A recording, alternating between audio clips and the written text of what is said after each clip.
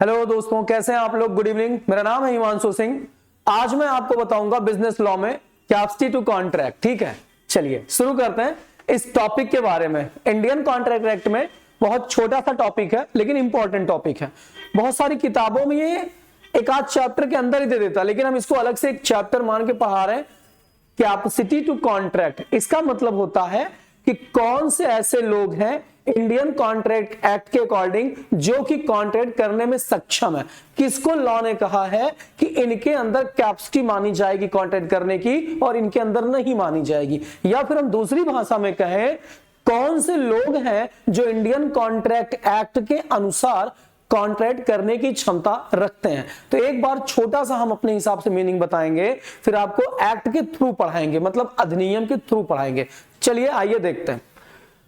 आज हम आपको बताएंगे, देखिए आज हम बात करने वाले हैं कि भाई क्या टॉपिक है। आज आपको पढ़ा रहे हैं इंडियन कॉन्ट्रैक्ट एक्ट 1872 और इसके अंदर हम बता रहे हैं कैपेसिटी टू कॉन्ट्रैक्ट। आज हम चर्चा करेंगे बच्चों, कैपेसिटी टू कॉन्ट्रैक्ट क्या होता है, कौन लोग कॉन्ट्रैक्ट कर सकते हैं। हिंदी में इसको कहें तो हिंदी में बोला जाएगा पक्षकारों में अनुबंध करने की क्षमता। मतलब कौन कौन से लोग हैं जो कॉन्ट्रैक्ट कर सकते हैं। आइए इसको देखते हैं। लॉ ने बताया है कि भाई पहली बात तो जो व्यक्ति कॉन्ट्रैक्ट कर रहा है वो मेजर होना चाहिए। मेजर का मतलब 18 साल या उसके ऊपर का होना चाहिए, 18 इयर्स और एबव होना चाहिए। दूसरा पॉइंट है भाई पर्सन जो है सही दिमाग वाला होना चाहिए, साउंड माइंड होना चाहिए। पर्सन सही दिमाग वाला होना चाहिए, साउंड माइंड होना चाहिए। तीसरा आता है पर्सन जो है डिस्क्वालीफाइड नहीं होना चाहिए, person not disqualified, person not disqualified under law. मतलब सर इसका भी मैं बताऊंगा, एक बार लिख लूं पहले।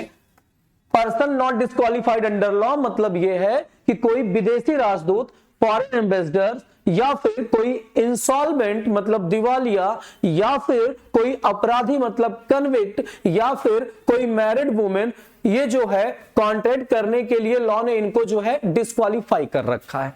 तो आज हम चर्चा करेंगे कैपेसिटी टू कॉन्ट्रैक्ट में कौन से लोग हैं जो कॉन्ट्रैक्ट करने की कैपेसिटी रखते हैं।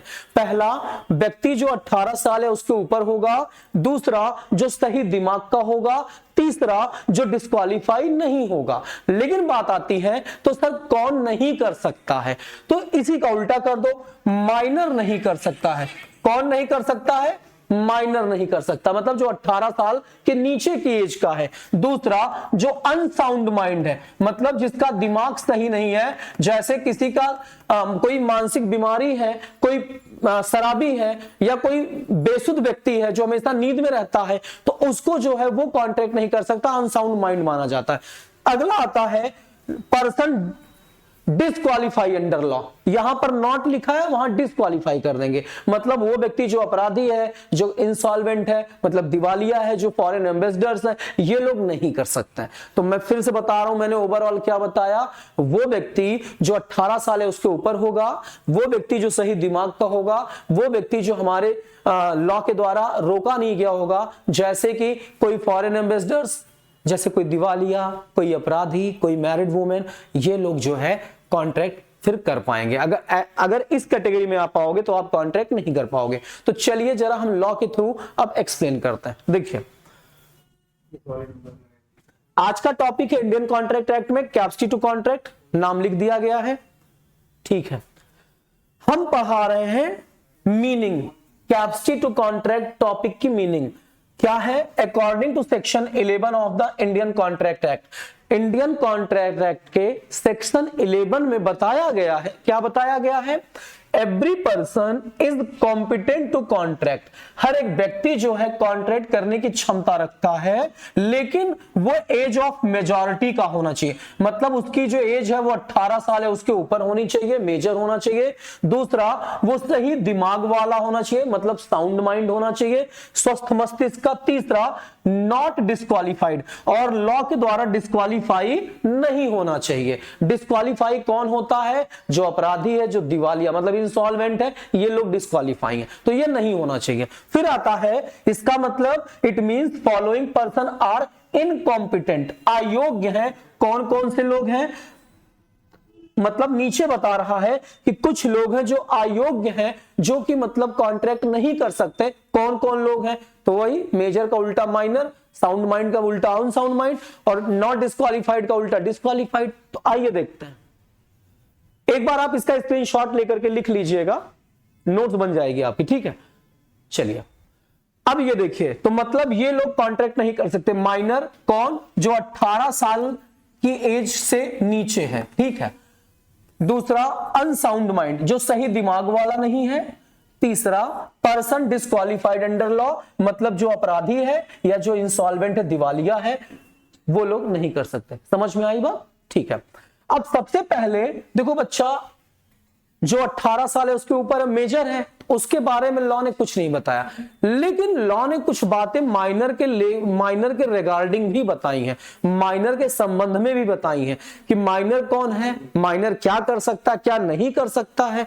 फिर साउंड माइंड, अनसाउंड माइंड मतलब जो सही दिमाग वाला नहीं है, वो कौन है, कौन कौन लोग आएंगे उस कैटेगरी में। फिर पर्सन डिस्क्वालीफाई अंडर लॉ, कौन कौन से लोग जिनको लॉ ने डिस्क्वालीफाई करके रखा है, इनके बारे में समझने की कोशिश करते हैं। चलिए हम पढ़ेंगे माइनर कौन है। तो माइनर का मतलब होता है ऐसा व्यक्ति, ऐसा पर्सन जो 18 साल के नीचे का है, मतलब 17 साल हम कह रहे हैं 11 महीना, अगर 17 साल 11 महीना वो 29 दिन का भी है ना, तो एक दिन के लिए भी वो माइनर माना जाएगा, एक घंटे के लिए भी बेटा वो माइनर माना जाएगा हमारे लॉ के अनुसार।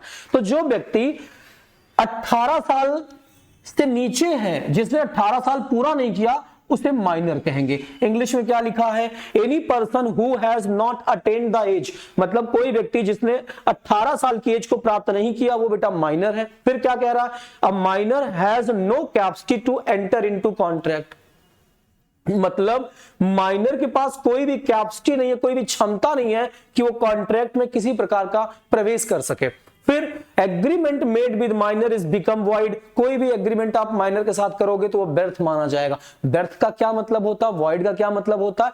मतलब उसका कोई लीगल इफेक्ट नहीं पड़ेगा, मतलब अदालत में अगर आप उसके खिलाफ केस भी फाइल करोगे ना, तो अदालत जो है आपको हटा देगी, सेट असाइड कर देगी कि भाई इसको जो है हम सुनने वाले नहीं है, क्योंकि एग्रीमेंट माइनर के साथ हुआ है, वो बेकार सा एग्रीमेंट है। ठीक है, चलिए ध्यान देते हैं इधर।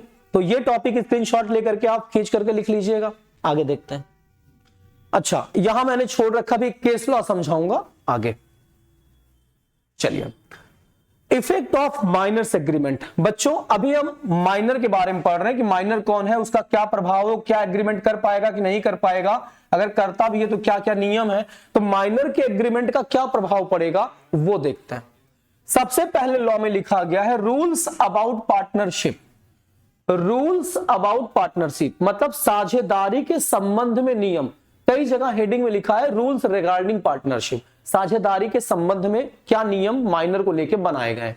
अगर मान लीजिए कोई माइनर है और वो पार्टनरशिप में पार्टनर बनना चाहता है, क्या बोला मैं, अगर कोई माइनर है और वो पार्टनरशिप में पार्टनर बनना चाहता है तो वो बन सकता है। लॉ ने मना नहीं किया, बट लॉ ने कंडीशंस लगाई। क्या?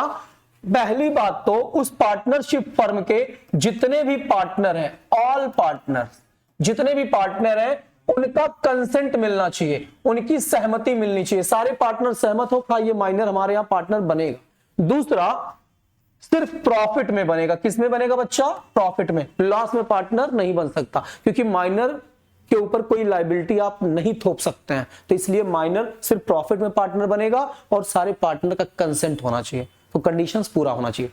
तो माइनर पार्टनर बन सकता है, बिल्कुल बन सकता है सर, बट सारे पार्टनर की सहमति और ओनली प्रॉफिट में, लॉस में नहीं। दूसरा, अब minor can be agent. Question आता क्या माइनर एजेंट बन सकता है? अब मेरी बात ध्यान सुनिए, एजेंट कौन होता है? जिसको मैंने अथोराइज किया है कि आप मेरा काम करें। मान लीजिए मैं ये बिजनेस चलाता हूं और मेरे पास एक परिवार में छोटा बच्चा है जिसकी एज अभी 18 साल नहीं हुई है, तो मैंने उससे कहा कि आप मेरे ना रहने पर इस बिजनेस को देखो, पूरी फीस लो, जो एडमिशन कराने आए उसका एडमिशन लो, कोई कुछ बात हो तो तुम देखो। लेकिन लॉ कहता है माइनर एजेंट तो बना लिए हो, लेकिन कोई भी गलती करेगा तो जिम्मेदारी हिमांशु सिंह आपकी होगी। तो मतलब आप एक माइनर को एजेंट बना सकते हो, बट उसकी जितनी भी रिस्पॉन्सिबिलिटी निकल के आएगी, जितनी भी लाइबिलिटी निकल के आएगी, वो उसके प्रिंसिपल को चुकाना पड़ेगा, मतलब मुझे चुकाना पड़ेगा जिसने उसको एजेंट बनाया हुआ। क्लियर। दूसरा आता है, अब minor can not be declare insolvent.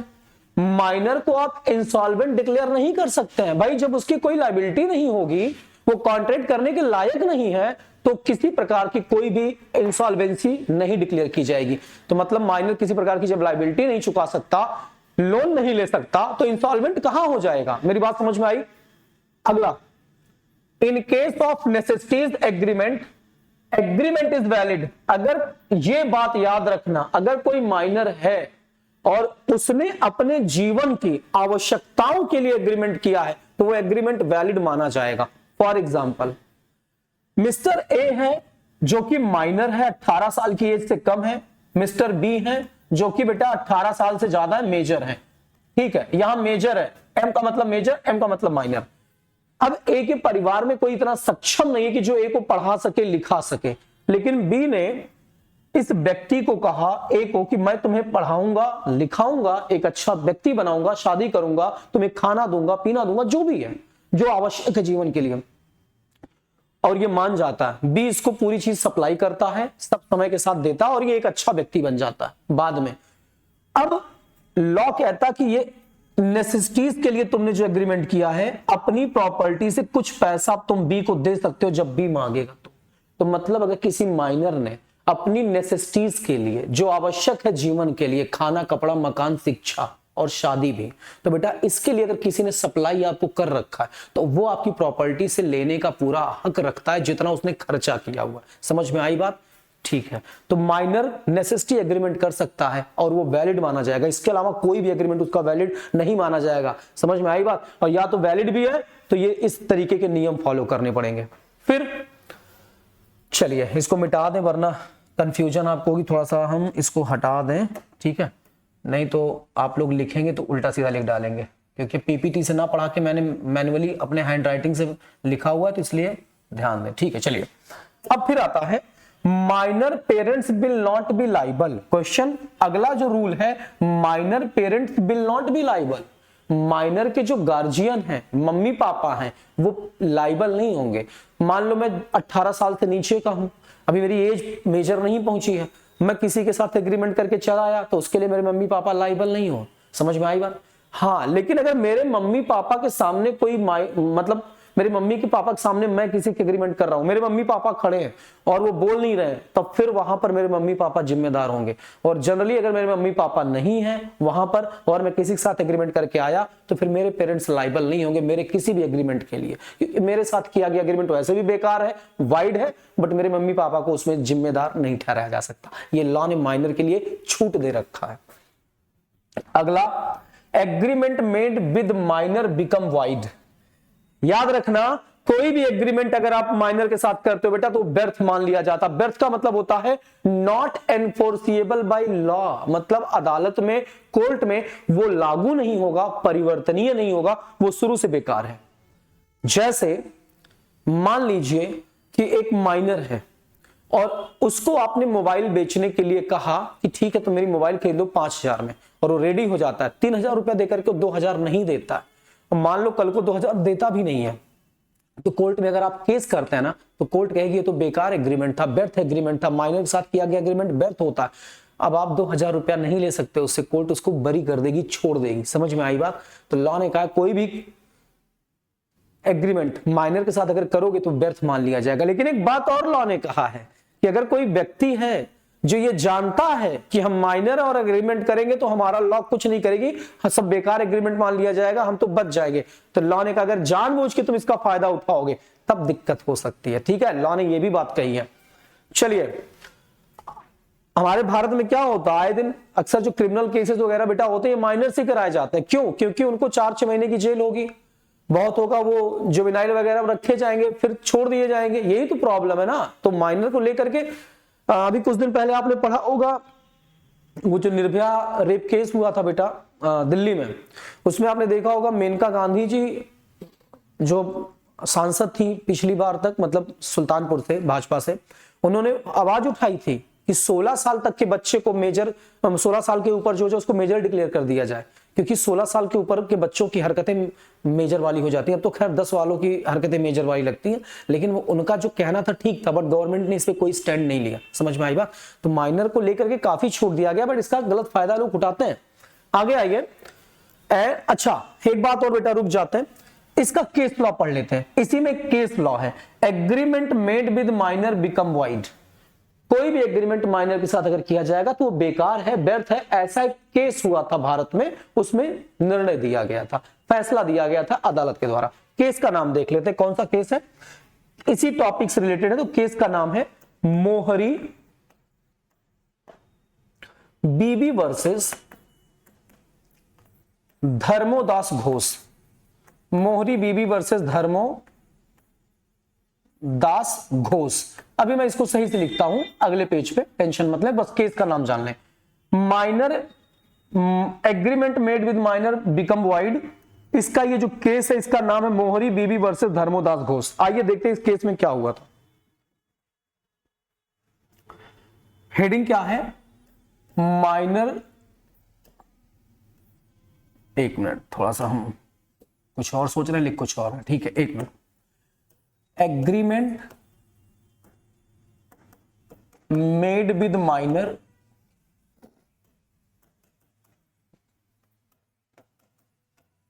Become wide. Agreement made with minor become wide, ऐसा हम आपको यहां पढ़ा रहे हैं। 1, 2, 3, 4, 5, छठे पॉइंट का मैं अब एक्सप्लेन करने जा रहा हूं केस लॉ के साथ। एक केस हुआ था भारत में 100 साल पहले लगभग, उसी में जजमेंट आया था, कोई भी एग्रीमेंट माइनर के साथ करोगे तो वाइड मान लिया जाएगा। आइए देखते हैं क्या हुआ था जजमेंट में, क्या केस था। बच्चों एक आदमी होता मिस्टर ए, जो कि माइनर होता है। क्या होता है? माइनर होता है, ठीक है। और वो मिस्टर बी से कहता है कि मुझे आपसे कुछ लोन चाहिए, कुछ पैसा चाहिए। बी कहता है ठीक है मैं आपको दे दूंगा। अब ये मान लेते 17 साल 17.5 साल का रहा होगा, लॉ तुम्हारे यहां कहता है एक दिन 1 घंटा भी छोटे तो माइनर हो तुम। तो इसने कहा ठीक है हम आपको जो है, मतलब इसने बी ने कहा ठीक है हम लोन दे देंगे। बी बड़ा था, 18 साल उसके ऊपर था, 30-40 साल का आदमी था। अब बी कहता ठीक है हम आपको लोन दे देंगे। इसने क्या, इससे पूछा कितना लोन चाहिए, तो ए ने कहा हमको 8,000 का लोन चाहिए। ए ने कितने का लोन मांगा बी से? 8,000 का। बी कहता ठीक है लोन ले लो, लेकिन ये बताओ लोन चुकाओगे कैसे? तो इसने, ए ने कहा हम लोन चुकाएंगे प्रोमिसरी नोट साइन करके। अब प्रोमिसरी नोट क्या होता है बेटा? प्रतिज्ञा पत्र होता है। जैसे आपने देखा होगा कि जब कोई उधार लेता है, कोई क्रेडिट पे बिजनेस करता है उधार, तो एक पत्र साइन किया जाता है, प्रॉमिस दिया जाता है कि मैं मिस्टर हिमांशु, अपने नाम से मैं मान बना रहा हूं, वचन देता हूं कि मैं मिस्टर राम के मांगने पर, जब ये मांग करेंगे तो मैं इनका पैसा इतने दिन के अंदर दे दूंगा। तो ये प्रतिज्ञा पत्र होता है। तो मिस्टर ए ने बी से पैसा मांगा 8,000 रुपया। बेटा हर किताब में अलग अलग अमाउंट लिखा है, तो आप कंफ्यूज मत होना, आप 8,000 याद कर लेना। किसी किताब में 20 लिखा है, किसी किताब में 40। इतने साल पहले घटना, एग्जैक्ट फिगर नहीं है उसका, बट एक डेटा किताब में मैंने पढ़ा तो मैं वो बता रहा हूं। एक 8,000 रुपए मिस्टर बी से लोन मांगता है, बी कहता है ठीक है मैं दे दूंगा। तो ए कहता है ठीक है मैं वादा करता हूं, प्रॉमिसरी नोट साइन कर रहा हूं, और इसको जब आप हमें दिखाओगे तो मैं आपको 8,000 रुपए चुका दूंगा। और ये प्रॉमिसरी नोट साइन होता है 10,000 का। क्यों 10,000 का सर? ब्याज वाज के साथ। ये कहता है मैं आपको जब कहोगे 8,000 मतलब 10,000 रुपया, आपके 8,000 के बदले में 3 महीने के अंदर जब भी मांगो मैं चुका दूंगा। प्रॉमिसरी नोट का जनरली जो वैलिडिटी होती है बेटा 3 महीने होती है, ठीक है। कहानी क्या है? माइनर जो कि बी से लोन मांगता है, बी कहता है ठीक है हम दे देंगे, लेकिन हमें कैसे पता कि तुम दोगे? तो ये कहता हम पीएन साइन कर रहे हैं, प्रॉमिसरी नोट, और इसमें लिख रहे हैं कि वादा करते हैं आपको जब आप पैसा मांगोगे 3 महीने के अंदर, जिस भी डेट पे हम आपको पैसा दे देंगे। ठीक है, यहां तक बात क्लियर। लोन देने के बाद बी बेटा मर जाता है, बी जो है रेस्ट इन पीस हो जाता है, बी जो है खत्म। क्योंकि सबके जीवन का एक दिन समाप्त होना है तो ये भी खत्म हो जाता है। अब बी जब खत्म हो जाते हैं, इनकी पत्नी होती है, इनकी पत्नी होती है, मान लेते हैं सी। अभी नाम बताऊंगा कौन क्या, बट आप एबीसी में समझें। पत्नी सी होती है और एक दिन इसको ये पीएन मिल जाता है, इसके मरने के 4-6 महीने बाद ये प्रॉमिसरी नोट मिल जाता है इसको, कागज पढ़ती है तो इसको, और ये बात पता भी रहता है कि हमारे पति ने इसको पैसा दिया, क्योंकि हर पति अपने पत्नी को बताते ही सारी बताता सारी बातें, ऐसे बातें खास करके। तो ये कहती है कि इससे ए से सी, मतलब उसकी पत्नी कहती है, अब तो ये मर चुका है ना, इसका काम खत्म, इसको मिटा देते हैं हम। इसकी पत्नी कहती है बी से, मतलब सी ए से, कि मेरे हस्बैंड से जो तुमने पैसा लिया था वो पैसा मुझे दे दो। तो ये कहता मैंने हस्बैंड से आपके पैसा लिया था, आपको क्यों पैसा दूं? ये कहती भाई ये तो नैतिकता आपकी सही नहीं है, आपको पैसा देना चाहिए, मेरे हस्बैंड ने आपको पैसा दिया था, उस समय मदद की थी, आपने प्रॉमिसरी नोट भी साइन कर रखा है। तो ये कहता हम नहीं देंगे, समय निकल चुका होता है। ये कहता प्रॉमिसरी नोट का टाइम तो निकल गया, 3 महीने का था, अब पैसा मांगने आ रहा हूं, कहां से दूंगा? अब इसके पास एक सहारा बचता है कोर्ट में जाने का, अदालत में जाने का। ये इसी डॉक्यूमेंट के बेस पे अदालत में जाती है। इसका नाम होता बेटा मोहरी बीबी। इसका नाम क्या है? मोहरी बीबी। सर इसके नाम के आगे बीबी लिखा इसलिए नहीं बेटा, इसका नाम मोहरी बीबी है, उसकी बीबी थी इसलिए नहीं, इसका नाम होता मोहरी बीबी। चलिए इसका नाम है बेटा मोहरी बीबी, इंग्लिश में लिखेंगे मोहरी बीबी, इसका नाम है मोहरी बीबी। और इसका नाम है बेटा धर्मोदास घोष, DHARMO, धर्मोदास घोष। बंगाली लग रहा है क्या कुछ? हाँ, मोहरी बीबी धर्मोदास घोष। तो बेटा उसकी पत्नी का नाम है मोहरी बीबी जिसने लोन दिया है, और जिसको दिया गया था लोन जो माइनर था उसका नाम धर्मोदास घोष। तो मोहरी बीबी ने धर्मोदास के ऊपर केस किया। तो केस का नाम आप क्या पढ़ते हैं? मोहरी बीबी वर्सेस धर्मोदास घोष। मैंने शॉर्ट में लिख दिया, ठीक है। तो मोहरी बीबी ने, मतलब उसकी पत्नी ने धर्मोदास के ऊपर केस किया था। अब समझ में आ गई घटना क्या हुई थी। तो जब मामला अदालत जाता, अदालत दोनों की बातें सुनता और अदालत कहता है ये बताइए इन्होंने आपके हस्बैंड से लोन कब लिया था? ये कहता है कि सर हमने लोन लिया था इतने दिन पहले। तो अदालत देखता है और अदालत को पता चलता है ये तो उस समय माइनर था, भले आज मेजर हो गया है अलग बात है, लेकिन जब कॉन्ट्रैक्ट हुआ तब की बात देखी जाती है, उस समय तो ये माइनर था। तो अदालत ने निर्णय दिया कि माइनर के साथ किया गया कोई भी एग्रीमेंट बेकार होगा। इस वजह से मोहरी बीबी केस हार जाती हैं और ये फिर केस जीत जाता। सर ये तो गलत किया ना, मानता हूं बेटा गलत तो है, बट लॉ ने कहा है कि माइनर के साथ किया गया एग्रीमेंट बेकार होता है, तो बेकार है। अब यहां पर मोहरी बीबी इसको जबरदस्ती नहीं कर सकती तुम मेरा पैसा लाके मुझको दो, ठीक है। तो यहां पर ये केस हार जाती, धर्मोदास केस जीत जाता है। तो यहीं पर एक फैसला है मोहरी बीबी वर्सेस धर्मोदास घोष केस में बताया गया कि एग्रीमेंट अगर माइनर के साथ करोगे तो वो बेकार मान लिया जाएगा, एक्सेप्ट नेसेसिटी का एग्रीमेंट, आवश्यकताओं का, कपड़ा, खाना, मकान, शादी, शिक्षा, इसको छोड़ के कोई भी एग्रीमेंट उसके साथ बेकार हो जाएगा। ये मैंने आपको बता दिया, ठीक है। कोई डाउट बेटा? चलिए अब फिर मैं आपको बताता हूं आगे के टॉपिक। देखिए आपको मैं बता रहा हूं यहां पर, यहां तक तो हो गया agreement made with minor become void. अब फिर an adult stand as surety for minor, an adult stand as surety for minor. Surety का मतलब होता है बेटा गारंटर, प्रतिभू। जैसे मान लीजिए an adult stand as a surety for minor, मान लीजिए यहां पर मैं आपको समझाऊं फिर से, मान लीजिए कि एक मिनट थोड़ा सा इसको हम और डिटेल में वो कर दें, अच्छे समझ लो बेटा, ठीक है, क्योंकि बहुत काम आएगी ये सारी चीजें। CA, CS, CMA, BCom, BBA, LLB जो भी बच्चे हैं सबके लिए बहुत काम करेगी ये, ठीक है। मान लीजिए मिस्टर ए हैं और मिस्टर बी हैं। बी बेटा एक शॉपकीपर है, दुकानदार है। बी जो है एक शॉपकीपर है, दुकानदार है। और मिस्टर एक लड़का है, बॉय है, जो कि अभी 17 साल 11 महीने का है। कितने साल बेटा? 17 साल 11 महीने का है, ठीक है। और अभी ये माइनर है एक प्रकार से देखा जाए तो, क्योंकि 18 साल का पूरा नहीं हुआ। ये एक जाता है बी के पास, कहता है हमको 1000 रुपए तक क्रेडिट पे उधार माल दे दीजिए। इसको इसके दुकान से, शॉपकीपर है, दुकान से खाने पीने का सामान चाहिए था। ये कहता हमें 1000 रुपए का उधार दे दीजिए।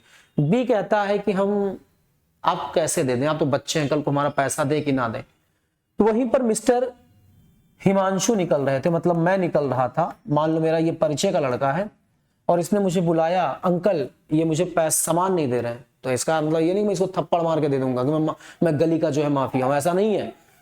ये मुझे जानता है और इसको ये पता है लड़के को कि ये जो बंदा है ये हमारे अंकल की भी रिस्पेक्ट करता है और ये जानता है, तो मोहल्ले में अपनी रिस्पेक्ट है थोड़ा, तो इसलिए बता रहा है, ठीक है, मजाक कर रहे हैं यार, अच्छा नहीं है। चलिए अब ये जो है ये क्या करते हैं, ये बी के पास में जाता हूं, मैं कहता हूं भाई ऐसा है ना, तुम सामान क्यों नहीं दे देते हो उसको। ये कहता भैया पैसे मान लो क्यों दे देगा। मैंने कहा मैं बोल रहा हूं भाई, मैं बोल रहा हूं कि तुम दो, मैं खड़ा हूं, नहीं देगा तो मैं दूंगा।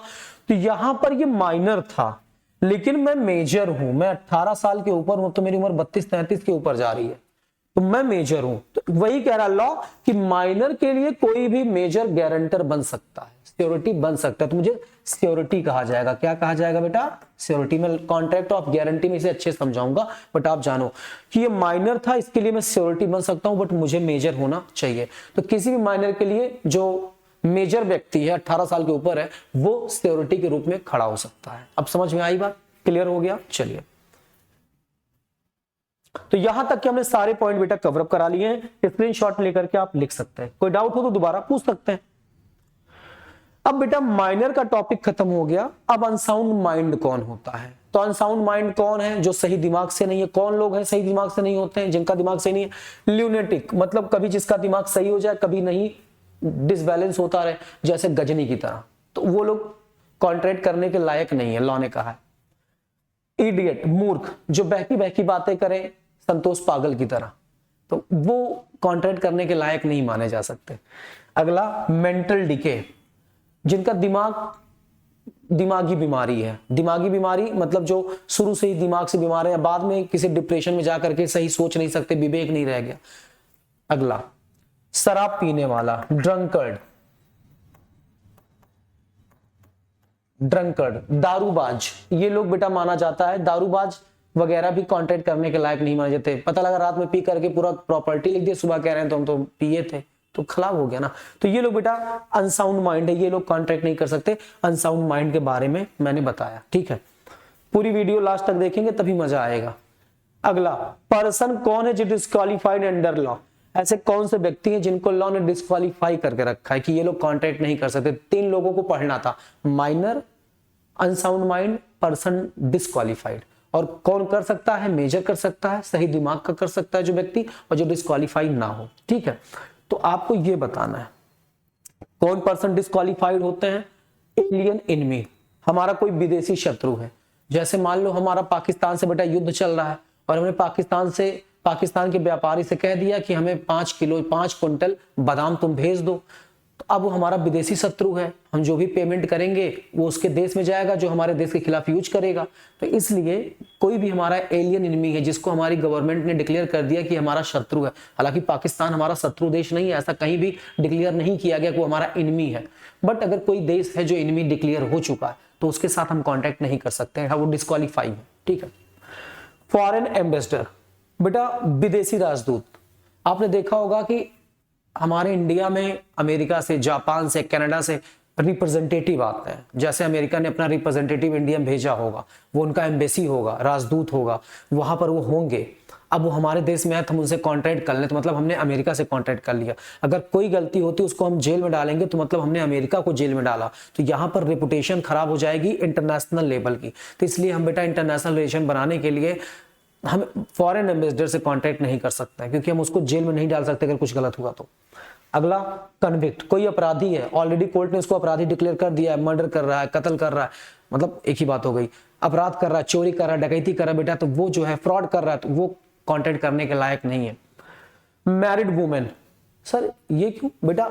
इसमें एक बात कही गई है, मैरिड वुमेन कॉन्ट्रैक्ट करने के लायक नहीं है, क्योंकि मैरिड वुमेन की 2 बातें हैं। एक तो वो अपने पति की प्रॉपर्टी को, हस्बैंड की प्रॉपर्टी को अपनी प्रॉपर्टी समझती हैं, तो लॉ ने कहा अगर वो कॉन्ट्रैक्ट करती हैं तो अपनी प्रॉपर्टी से करेंगी, जो उनके नाम पे होगी, उनके लिए होगी, उनके हस्बैंड की प्रॉपर्टी से कॉन्ट्रैक्ट नहीं कर सकती हैं। तो मतलब क्या हुआ? मैरिड वुमेन सर कॉन्ट्रैक्ट कर सकती है, बट वो अपने हस्बैंड की प्रॉपर्टी से नहीं, अपनी प्रॉपर्टी से। आप ये एग्जाम में लिखेंगे, ठीक है।